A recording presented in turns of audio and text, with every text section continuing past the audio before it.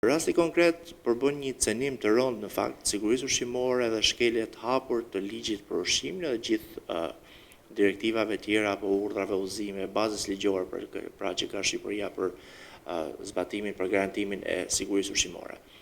Skandali spari thellohet ose e përkeqëson, e ngre alarmin, e forcon alarmin kur kompani shqiptare tentojnë të fusin në tregun shqiptar produkt të skaduar.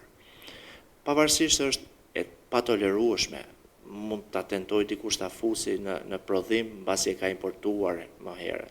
Por fakti që tenton ta sjellë ta fusi në territorin e Shqipërisë produkt skaduar, kjo përbën një alarm shumë të madh, do të thotë që kontrollet ndaj tyre ose nuk kanë frikë nga zbatimi i ligjit ose nuk kanë frikë nga institucionet shqiptare.